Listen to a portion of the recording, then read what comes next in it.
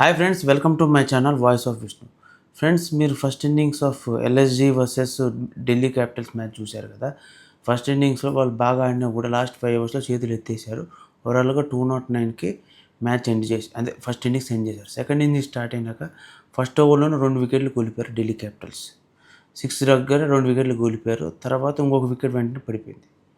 ఇంకా డూప్లిసెస్ ఇంకా అక్షర్ పటేల్ కలిసి మ్యాచ్ని నిలబడడానికి ట్రై చేశాడు. అక్షర్ పటేల్ ఒక 22 రన్స్ కొట్టిన తర్వాత అక్షర్ పటేల్ అవుట్ అయ్యాడు.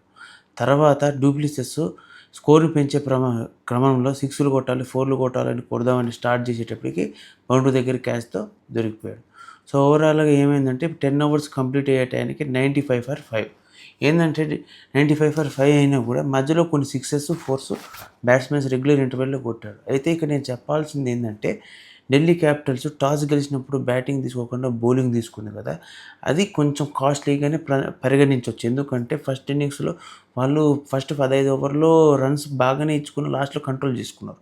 కానీ ఇప్పుడు ఏమవుతుందంటే ఇప్పుడు సెకండ్ ఇన్నింగ్స్ వచ్చేటప్పటికి ఫస్ట్లో వీళ్ళు వికెట్లు కూలిపోయినా కూడా తర్వాత స్టబ్స్ అండ్ అశుతోష్ కలిసి మ్యాచ్ నిలబడడానికి ట్రై చేస్తున్నారు 11వ ఓవర్ దగ్గర. అయినా ఇప్పుడు వీళ్ళు ఎంతసేపు ఆడతారనేది కూడా బ్యాటర్, ఎందుకంటే టాప్ ఆర్డర్ కొలాప్స్ అయిపోయింది, మిడిల్ ఆర్డర్ అయిపోయింది, ఇప్పుడు లో ఆర్డర్ అనేటే కదా 5 వికెట్స్ పడిపోయిన తర్వాత.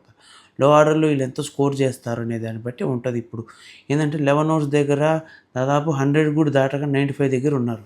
అంటే ఇంకా 115 రన్స్ కొట్టాలి. కొడతారు, స్టబ్స్ కొట్టే కెపాసిటీ ఉన్నది, అశ్విత్ కొట్టే కెపాసిటీ ఉంది. నేను ఇక్కడ తక్కువ అంచనా వేయట్లేదు.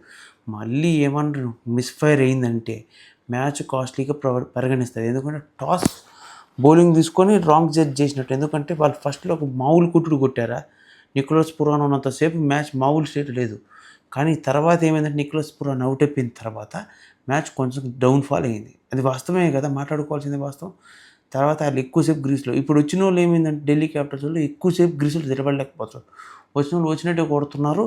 అయితే మ్యాచ్ ఏంటంటే మిస్ఫైర్ అవుతుంది, బాల్ చేతిలోకి వెళ్ళిపోతున్నాయి, అందరూ అవుట్ అయిపోతున్నారు. ఇప్పుడు కూడా సడన్గా ఇప్పుడు లైవ్ చూస్తున్నాయి కదా, ఏంటంటే ఒక హైలైట్ చూపించారు. నిజంగా మళ్ళీ ఇంకొక క్యాచ్ ఏమైనా అయిందా, మ్యాచ్ ట్రబుల్లో ఉందా అనుకున్నా కానీ పర్లేదు. ఢిల్లీ క్యాపిటల్స్ 11 ఓవర్స్కి 97 రన్స్ కొట్టారు.